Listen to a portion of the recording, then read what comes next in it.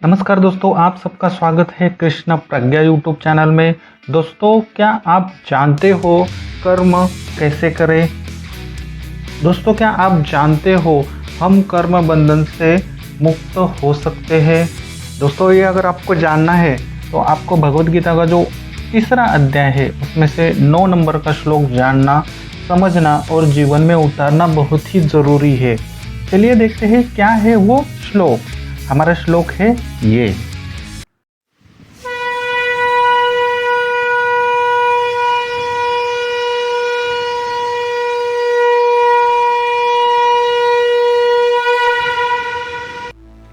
दोस्तों ध्यान देना, श्लोक कैसे पढ़ा जाता है।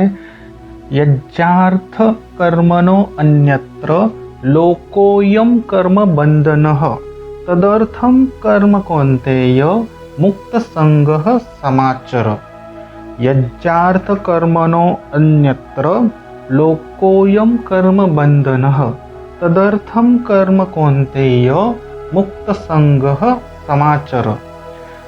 चलिए दोस्तों देखते हैं इस श्लोक का संधि विच्छेद और उसका हिंदी अर्थ क्या है। हमारे श्लोक की पहली लाइन है यज्जार्थ कर्मण्यो अन्यत्र लोकोयम कर्म बंधन। इसका संधि विच्छेद करते हैं यज्जार्थ कर्मणो अन्यत्र। संधि विच्छेद कैसे होगा? यज्ज धन अर्थात धन कर्मण धन अन्यत्र, ठीक है। लोकोयम, इसका संधि विच्छेद कैसे होगा? लोक धन अयम कर्म बंधन, संधि विच्छेद होगा कर्म धन बंधन। चलिए देखते हैं इसका हिंदी अर्थ क्या है।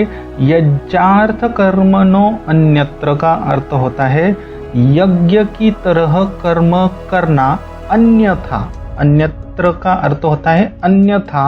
लोकोयम अर्थात लोक सभी, लोको यानी कि लोक, अयम यहाँ पे संक्षिप्त में सभी अर्थ लिया है। कर्म बंधन अर्थात कर्म बंधन में बंधते हैं। श्लोक की दूसरी लाइन देखते हैं तदर्थम कर्म कौन्तेय मुक्त संग समाचर। दोस्तों इसका संधि विच्छेद ऑलमोस्ट जैसे है वैसे ही होगा, क्योंकि यहाँ पे विशेष संधि नहीं हो रही है। सिर्फ मुक्त संग का संधि विच्छेद कैसे होगा? मुक्त धन संग। अब हम इसका हिंदी अर्थ देखते हैं। तदर्थम का अर्थ होता है उसके लिए, कर्म का अर्थ होता है कर्म करो, कौन्तेय का अर्थ होता है हे कुंती पुत्र, मुक्त संग का अर्थ होता है बंधन से सदा, समाचार अर्थात मुक्त रहेंगे। तो दोस्तों आज हमने क्या देखा? तीसरे अध्याय का जो 9वां श्लोक है उसका संधि विच्छेद और उसका हिंदी अर्थ देखा।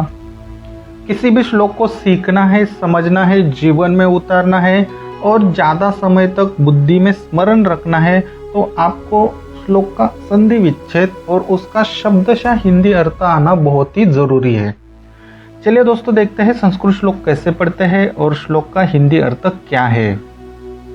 दोस्तों ध्यान देना, हम यहाँ पे 2 बार श्लोक का उच्चारण करेंगे। कृपया करके आप भी पीछे से बोले ताकि आपका भी श्लोक बोलने का और सीखने का सराव अच्छे से हो जाए।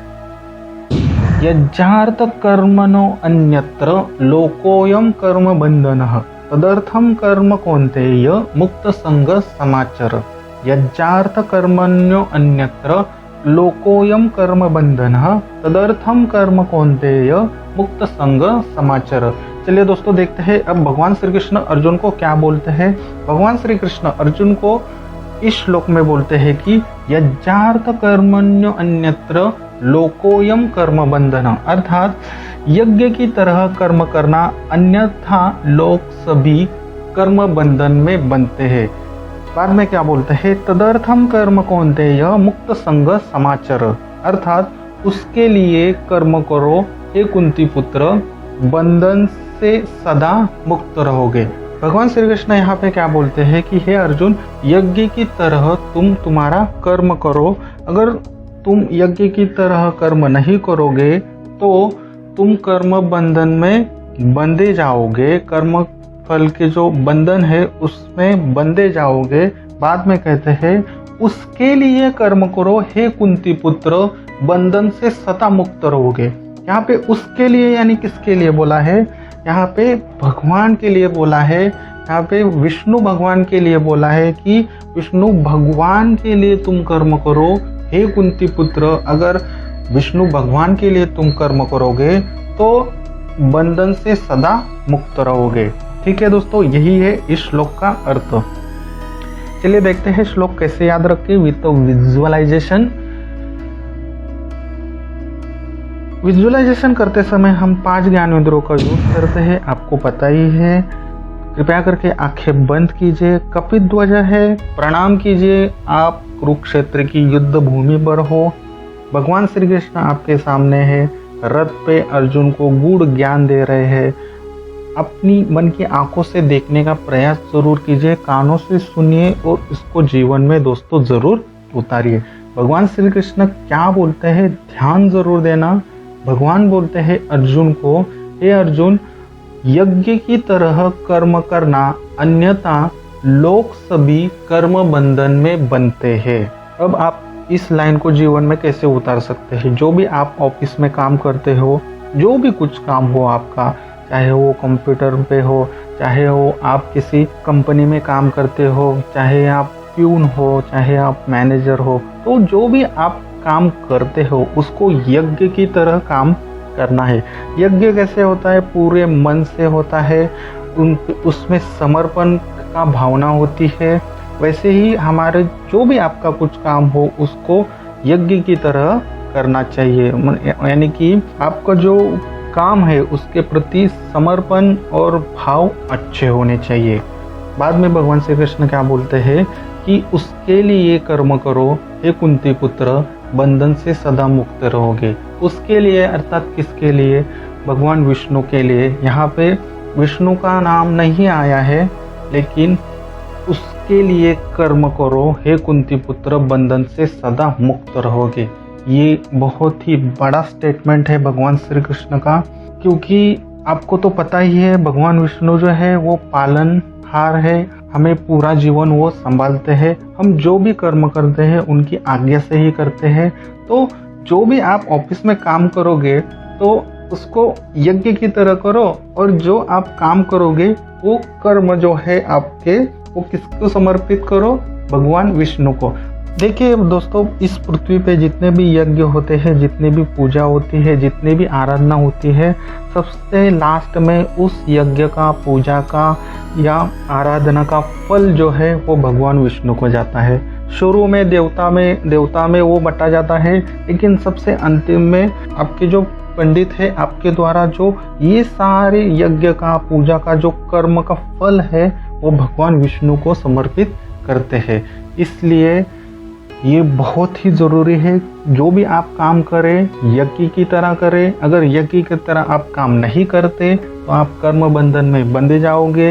अगर आपको कर्म बंधन में नहीं बनना है तो जो भी आज से आप काम करोगे, कर्म करोगे, वो यज्ञ की तरह करो।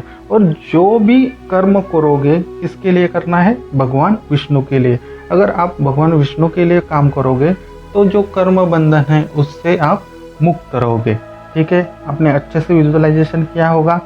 मैं श्लोक बोलता हूँ, पीछे से कनेक्ट करने की कोशिश जरूर कीजिए। यज्ञार्थ कर्मणो अन्यत्र लोकोयम कर्म बंधनः तदर्थम कर्म कौन्तेय मुक्त संग समाचर। एक बार फिर से श्लोक बोलता हूँ, कनेक्ट करने की कोशिश जरूर करना। यज्ञार्थ कर्मणो अन्यत्र लोकोयम कर्म बंधनः तदर्थम कर्म कौन्तेय मुक्त संग समाचर। अब दोस्तों आप आंखें खोल सकते हो, जो भी आपने विजुअलाइजेशन किया है उसको पुनः स्मरण कीजिए। 2 मिनट वीडियो पॉज कीजिए, पुनः उसको स्मरण कीजिए, ताकि आपने जो भी विजुअलाइजेशन किया है वो आपकी बुद्धि में अच्छे से बैठ जाए। 2 मिनट वीडियो के पॉज के बाद चलिए देखते हैं क्या है इस श्लोक के प्रश्न। एक ही प्रश्न है दोस्तों, इस श्लोक से आपने क्या सीखा? बहुत ही महत्वपूर्ण ज्ञान, गूढ़ रहस्य हमने सीखा। जो भी हमें कर्म करना है उसको एक यज्ञ की तरह करना है, एक पूजा की तरह करना है, एक आराधना की तरह करना है। अगर हम हमारे कर्म को यज्ञ की तरह करेंगे तो उसका जो फल है उसके बंधन में हम नहीं बांधे जाएंगे।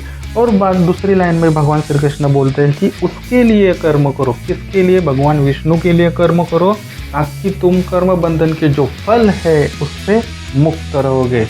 दोस्तों कर्म फल के बंधन से मुक्ति हमें मिलनी चाहिए, उसके बाद ही हमें क्या मिलता है, मोक्ष मिलता है।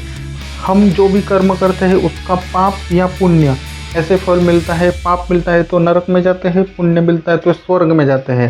तो जैसे ही हमारे पाप कर्म खत्म होते हैं फिर पृथ्वी पे आते हैं, जैसे ही हमारे पुण्य फल खत्म होते हैं तो स्वर्ग में हम वो फल भोगते हैं, फिर पृथ्वी पे आते हैं, फिर हम यहाँ पे कर्म करते हैं, फिर पाप पुण्य, ये साइकिल चलता रहता है और हमें मुक्ति नहीं मिलती, मोक्ष नहीं मिलता। मोक्ष प्राप्त करने के लिए सबसे ज़रूरी चीज़ है कि आपका जो कर्म फल है उससे आप बांधे नहीं।